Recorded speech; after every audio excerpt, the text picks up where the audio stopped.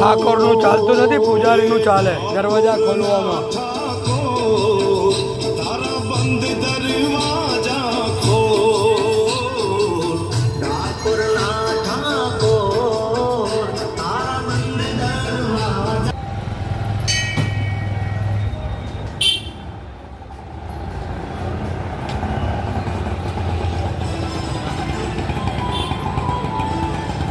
એક જ જગ્યાએ સંતોની પધરામણી બજરંગદાસ બાપા, શામજી બાપુ, જલારામ બાપા, ભોજલરામ બાપા,